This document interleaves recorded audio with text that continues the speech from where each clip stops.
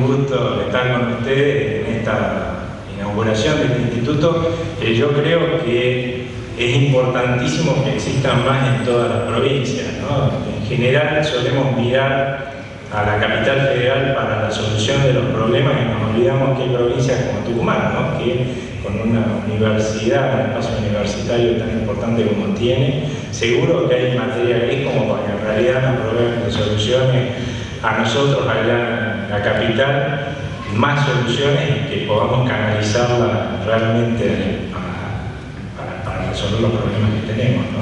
Y en ese sentido, más allá de tal espacio para el desarrollo académico, también tienen que ver ustedes, hacer una introspección en qué medida pueden colaborar, ¿no? Asumiendo su propia responsabilidad cívica que esto sea posible. Pensar que esto sin recursos va a funcionar es una utopía. Sin tiempo ustedes también lo es. Así que si ustedes consideran que esto es importante, que hay que construir un futuro mejor para nuestros hijos, piensen qué pueden hacer ustedes en ese sentido. No siempre es política partidaria, a veces es apoyar políticas de ideas, como digo yo, que es este tipo de espacio.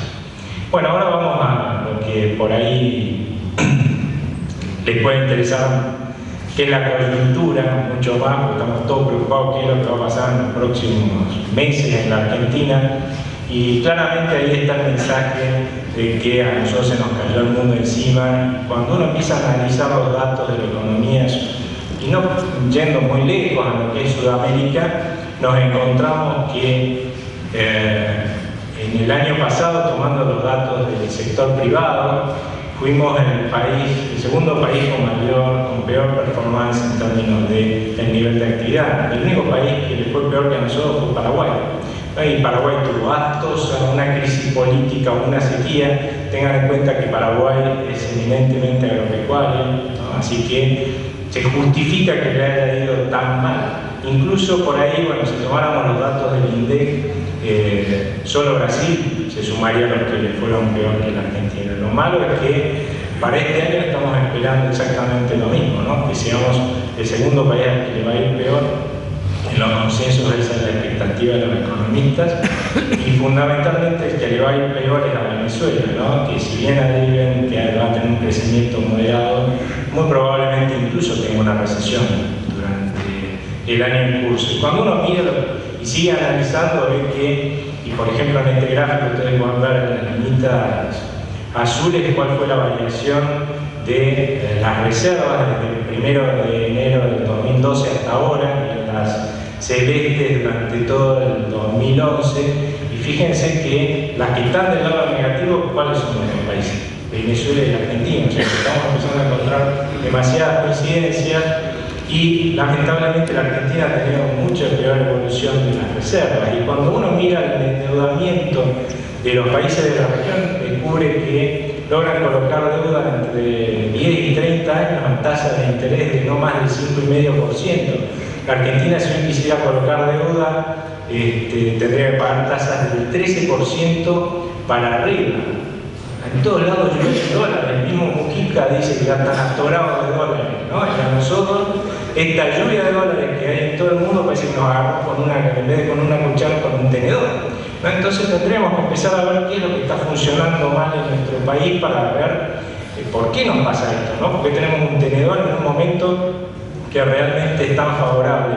Y cuando miramos la historia reciente de la Argentina, vemos que desde el 2003 lo que hemos tenido como política de gestión y como horizonte claramente ha sido la redistribución del ingreso. Obviamente eso es, y la riqueza, ese fue el objetivo del gobierno, y eso se sustenta realmente en la capacidad de gasto, ¿no? Los gobiernos intentan gastar lo más posible, y cuando uno analiza la evolución del gasto público, descubre que se ha duplicado en términos de la carga que implica, ¿no? Para los argentinos, en términos del PBI, o sea, de la riqueza que nosotros producimos. O sea, que es una carga fenomenal que tenemos sobre nuestras espaldas. ¿Cómo se logró ese avance del gasto público? Al principio, recuerden ustedes, desde el 2002, finales del 2002, la Argentina vivió una recuperación de la economía muy importante, luego de casi 4 años de caída y de recesión, y además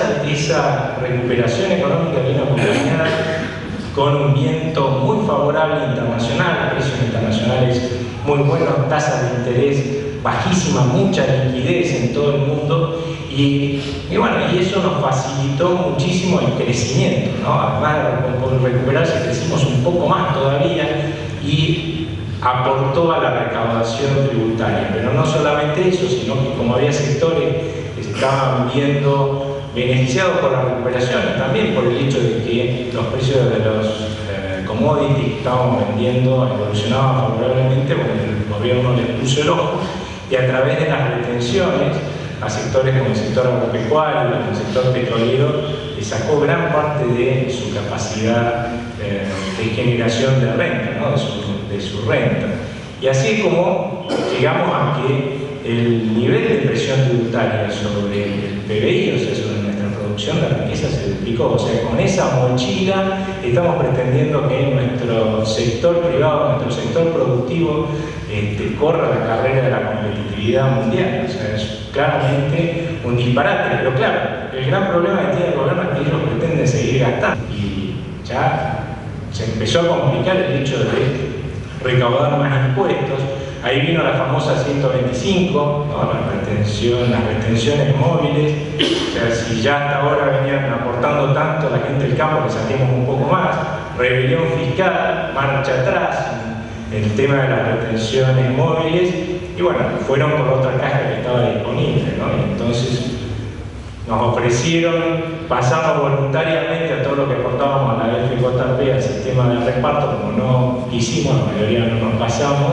Bueno, nos pasaron de preco, ¿no? A partir de ahí se hicieron de una masa, de un flujo de recursos fenomenal y además nos confiscaron nuestros ahorros que estaban en nuestras cajitas ahí para nuestra vejez, así que ahí agarraron un cúmulo de recursos que les permitió seguir aumentando el gasto, ¿no? Encontraron lamentablemente otra caja que eran nuestros ahorros para la vejez. Ahí tengo una mala noticia para darles. Hasta ahora han logrado financiarse con el ANSES, pero a partir, a más tardar del 2015, el ANSES va a empezar a dar pérdidas. Y lo peor de todo es que al 2020 el Fondo de Garantía de Sustentabilidad Previsional, que es ese fondo que se armó con todo eso que nos confiscaron, como decir robaron, ¿sí? Se va a terminar. Así que empiecen a pensar quién les va a pagar a ustedes las jubilaciones, ¿no? A mí también, porque voy a estar jubilando para esa época, ¿no? Así que es un problema y está dejando una masa de endeudamiento que es hasta 2 veces, que está estimada hasta 2 veces lo que es la deuda pública hoy. O sea, un problema fenomenal que estamos generando para las futuras generaciones que se van a tener que hacer cargo de esta deuda. Pero eso tampoco es que alcanzó. Hacia el 2009 ya de vuelta empezaban a ver que en el 2010 iban a tener un bache para cubrir un gobierno que no tenía acceso al financiamiento y cada vez gastaba más, y ahí vino la decisión de avanzar sobre las reservas del Banco Central. Y yo creo que es lo que nos ha empezado a poner en un curso sumamente preocupante, más allá de que todas estas cosas de las que estuvimos hablando y muchas de las políticas que implementó el gobierno fueron francamente negativas para el futuro y van a pasar su factura.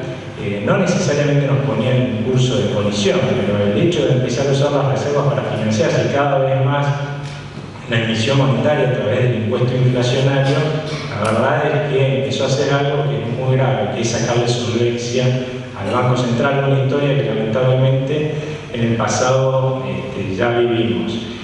Y así es como en el 2010 y en el 2011 fundamentalmente se financió el gobierno con ese tipo con los recursos del Banco Central, ¿no? Y la verdad es que no hay perspectivas de un default en todo caso, en tanto y en cuanto el gobierno ya demostró que está dispuesto a cobrarnos el impuesto inflacionario que sea necesario, ¿sí? Y usar todas las reservas que sean necesarias mientras tengan para pagar la deuda. Y los niveles de vencimiento no son tan elevados como para que eso no sea posible. Ahora, eso es en tanto y en cuanto no estemos en rumbo, por ejemplo, a una crisis cambiaria. Una crisis cambiaria automáticamente cambia el eje del Banco Central. El Banco Central va a tener que utilizar todos sus instrumentos para poder contenerlo con la depreciación del peso y además para poder salir a asistir a los bancos, porque con una crisis cambiaria naturalmente viene una crisis bancaria. Así que qué capacidad va a tener, además de salir a financiar las necesidades de un gobierno que no tiene recursos, ¿no?, para enfrentar sus compromisos. En ese caso sí deberían entrar a pensar en una posible moratoria o en una cesación de pagos. Una cosa que ustedes tienen que comprender es que cuando les dice el gobierno, bueno, pues lo que estamos usando son reservas, a menos que ustedes piensen que Papá Noel le dejó al Banco Central en el arbolito, ¿sí?, un montón de dólares, de algún lado salieron. ¿Cuál es la diferencia de que yo, en definitiva, como presidente del Banco Central, vaya, emita, compre los dólares en el mercado y se los dé al gobierno, como sucede hoy, le dé los pesos al gobierno y el gobierno vaya y compre los dólares en el mercado de cambio? Ninguna. O sea, los dólares esos los compraron también con emisión. O sea que uno, cuando saca los cálculos de cuánto durante los últimos tiempos se ha emitido para el gobierno, cuánto de eso significa el aumento de la base monetaria, encuentra que más que todo, o sea que incluso el Banco Central usó otros recursos para prestarle, además de todo lo que emitió de base monetaria. El año pasado fue casi del 100%, pero los años anteriores fue mucho más alto todavía. Es evidente que cuando uno produce más peso de lo que la gente quiere, de la misma forma que si fueran más vasos que lo que la gente quiere, ese algo del que se produce más va a bajar de precio. Y ahí es donde nos cobran el impuesto inflacionario, ¿no?, en esa depreciación que hacen de nuestra moneda, quitan un cacho de lo que tenemos en definitiva ahorrado o atesorado en pesos, ya sea en el bolsillo o en las cuentas o aún en un cajoncito de nuestra casa. Y eso se está manteniendo, ¿no?, niveles altísimos de emisión que justifican estos niveles que hemos visto de inflación. Ahora, si ustedes tienen una empresa que emite constantemente pasivos, que esos son en definitiva la base de pasivo del Banco Central, la base monetaria, y hay otro que también emite hoy, como Levax y Novax, y además lo que está haciendo es desprenderse, ¿sí?, contra nada, por el papel que le da el gobierno al Banco Central no valen nada, no se pueden comercializar, de sus activos, de su principal activo, que son las reservas. Y si ustedes ven una empresa que está haciendo eso, claramente esa empresa se está volviendo cada vez más insolvente y va a la quiebra, ¿no? Al Banco Central le pasa lo mismo. Fíjense en este gráfico, ahí tienen justamente lo que es el aval de los pasivos financieros con reservas del Banco Central. Y en general, si ustedes miran la línea, nosotros lo que estudiamos es que eso tenía que estar arriba del 70% para que el Banco Central tuviera capacidad de moderación de un mercado único y libre de cambio. A partir del cambio que hicieron de la modificación para poder utilizar las reservas para el pago de cualquier tipo de deuda en dólares, fíjense cómo eso tiende a caer, ¿no?, a partir del 2010. Y se ubica en el 2011 bien por debajo y con tendencia descendente.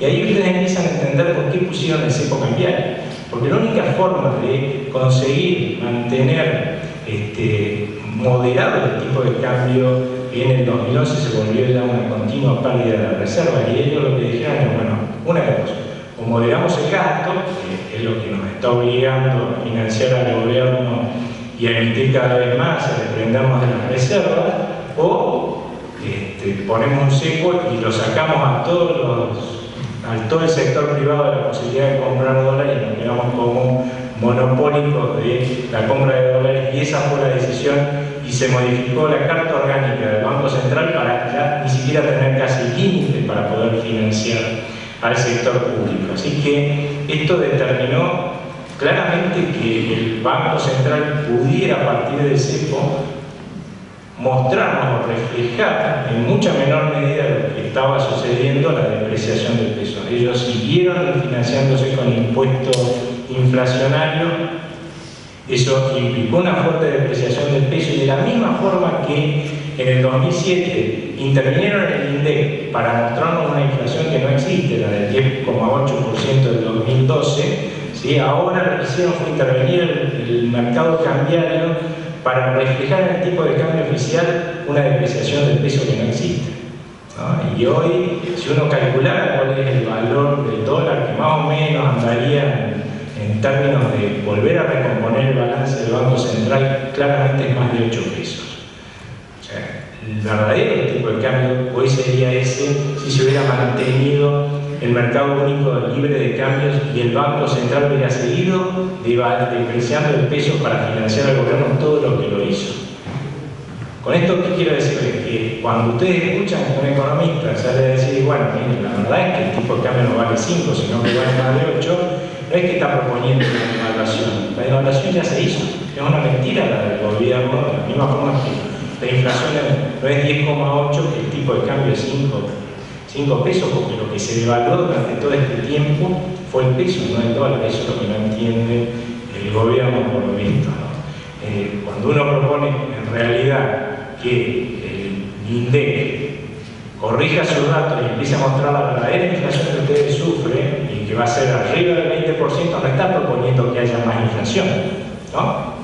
Entonces, si yo lo que propongo es que el Banco Central refleje el verdadero valor del peso en el tipo de cambio, lo que estoy proponiendo en realidad es que se imponga la realidad y no el relato, ¿no? Porque si no, el día que se imponga la realidad, porque la realidad se va a imponer sí o sí sobre el relato, va a ser mucho más costoso y mejor hacerlo en forma ordenada, ¿no? Y planeada.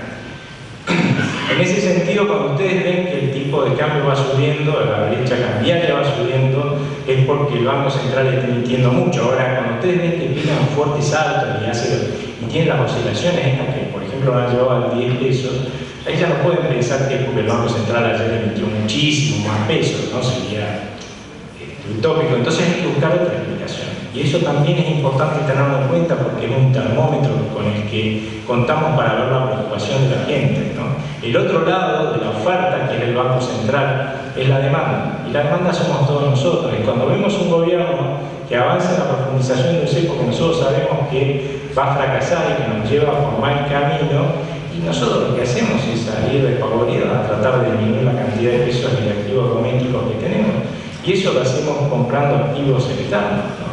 Y lo que estamos viendo reflejado en el tipo de cambio paralelo en realidad es la depreciación fuerte que genera una caída en el valor del peso, de la depreciación fuerte que genera una caída de la demanda de pesos, ¿no? Y a eso también es importante tenerlo en cuenta. ¿Por qué? Porque si la gente tiene miedo, no solamente tiene miedo en términos de desprenderse de los pesos, sino también tiene miedo en términos de gastar y de invertir. Y si la gente gasta menos o invierte menos, la economía anda peor, ¿no? Y eso nos afecta también a todos. Es un termómetro que hay que seguir con muchísimo cuidado. Y otro gran problema que se está generando a futuro con el cepo cambiario, y por eso es que no es sustentable en el tiempo, es el tema que están sufriendo muchos sectores ya de Tucumán, ¿no? Fundamentalmente las economías regionales de hoy son las más afectadas. Es el hecho este que hablábamos hace un rato. Si bien el gobierno en el tipo de cambio oficial que reconoce a los productores de bienes comercializables, exportables, no está reflejando la verdadera depreciación del peso, en los costos de los productores sí se está reflejando. En realidad le está haciendo una tremenda quita a todos los productores que generan este tipo de bienes que son exportables. Y en ese sentido les doy un ejemplo y con esto termino para que vean la gravedad de la situación a futuro. Si ustedes fueran productores de soja, nuestro producto estrella, o sea, si no podemos producir soja, apaguemos la luz y nos vamos, ¿no? Y están produciendo en la zona núcleo de La Pampa, o sea, mejor no les puede ir. Cuando ustedes vendan la cosecha ahora, comparado con el más del 60% del precio internacional que hubieran recibido en el 2011, contando las retenciones, esta vez van a recibir no más del 40%. O sea, con suerte van a estar recibiendo el 40%. Y eso es lo que hace que muchos sectores, estamos hablando de la zona núcleo, ¿no? De la soja, ese señor que va a hacer cuando proyecte sus inversiones futuras, va a decir, esto va a seguir empeorando, y tiene razón. El año que viene, con suerte, el señor va a recibir el 30% de lo que vale su producto en el exterior. Así, bueno, yo invierto mucho menos. Y si invierte menos, va a haber menos rendimiento. En la zona núcleo de La Pampa, ¿no? Donde deberíamos estar produciendo más no poder. Imagínense en las áreas marginales de producción, no van a poder producir directamente. Ahora, si eso es en la producción de soja, empecemos a bajar. El agua nos va a tapar mucho más rápido, y es lo que muchos sectores que yo he escuchado hoy en reuniones empresariales están sintiendo, ¿no? Y que uno observa cuando lee, por ejemplo, los suplementos del campo. Y esos sectores el año que viene van a estar mucho más ahogados todavía, aún si hubiera un desdoblamiento cambiario, porque eso va a tener un alivio coyuntural. Pero una vez que pase ese alivio coyuntural, el problema de fondo permanece, que es que el tipo de cambio oficial que les van a seguir pagando a nuestros productores, ¿sí? Va a seguir estando va a seguir sin reflejar la verdadera depreciación del peso, y lamentablemente eso va a significar una fuerte caída de la competitividad, de la capacidad de vender nuestros productos en el exterior, y por lo tanto de producir, generar riqueza y empleo.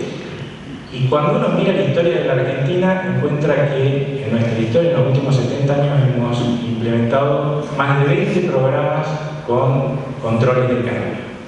¿Cómo terminaron todos? Muy mal. Y lo volvemos a hacer.